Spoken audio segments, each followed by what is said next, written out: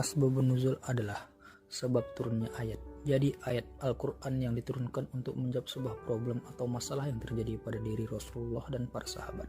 Itulah yang disebut dengan asbabun nuzul, dan itu banyak sekali. Tapi tidak semua ayat Al-Quran punya asbabun nuzul. Contoh ketika Rasulullah SAW dihina oleh kaum kafir musyrik dan menyatakan bahwa apa yang disampaikan oleh beliau adalah bisikan daripada setan. Karena setiap mengeluarkan ayat maka itu mampu mengalahkan jago-jago sihir di negeri Arab. Pada saat itu akhirnya dituduhlah Rasulullah sebagai penyihir, orang gila, orang yang kesetanan, dan orang yang masuk jin. Apa yang diperintahkannya adalah berita dari jin, lalu kemudian dibantah oleh Allah Subhanahu wa Ta'ala, sebagaimana yang biasa kita baca dituliskan dalam Al-Quran surah Al-Waqiah. Tidak ada yang menyentuh Al-Quran waktu turun dari langit, melainkan malaikat yang disucikan.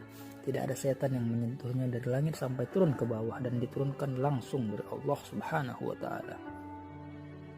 Selanjutnya Rasulullah SAW begitu lama wahyu tidak turun kepadanya, maka mulailah orang kafir mencacinya.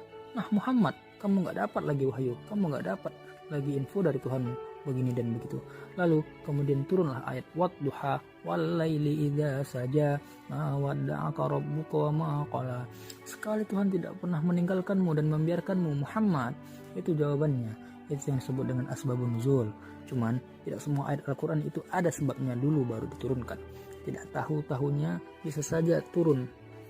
Pertanyaan berikutnya, dan apakah harus sesuai asbabun nuzul? Ya, satu ayat untuk menerapkan ayat tersebut tidak di dalam peneterapan maka tidak mesti kemudian apa sebab-sebab turunnya ayat itu, dan itu pula ketetapan hukumnya. Itu pula ketetapan hukum dengan para sahabat dan untuk para sahabat di waktu itu. Tidak karena dalam kaidah dikatakan yang dipandang adalah umumnya lafaz, umumnya ayat Al-Quran itu turun untuk sahabat, untuk manusia dan untuk seluruh kaum muslimin, dan bukan karena sebab faktor kenapa ayat itu turun ke dunia.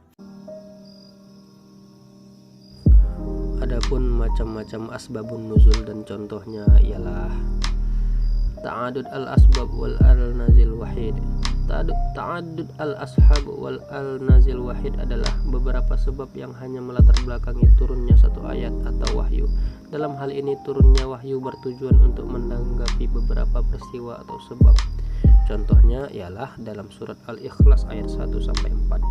Yang kedua adalah ta'adud an-nazil wal asbab wahid. Ta'adud an-nazil wal asbab wahid adalah satu sebab yang melatar belakangi beberapa ayat.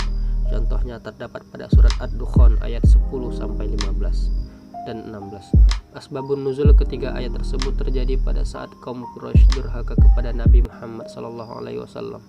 Beliau berdoa agar mereka mendapat kelaparan sebagaimana pernah terjadi pada zaman Nabi Yusuf alaihissalam. Maka Allah Subhanahu wa Ta'ala menurunkan penderitaan kepada kaum Quraisy sehingga turunlah Quran surat Ad-Dukhan ayat 10. Kemudian para kaum Quraisy menghadapi Nabi SAW untuk meminta bantuan. Lalu Rasulullah SAW berdoa kepada Tuhan untuk diturunkan hujan. Allah Subhanahu wa Ta'ala lalu menurunkan hujan dan turunlah Quran surat Ad-Dukhan ayat 15. Namun setelah mereka mendapatkan nikmat dari Allah Subhanahu wa Ta'ala, mereka kembali sesat dan durhaka, maka turunlah ayat ke-16. Dalam riwayat tersebut dijelaskan bahwa siksaan yang dimaksud akan turun pada perang Badar. Wallahu alam. Wassalamualaikum warahmatullahi wabarakatuh.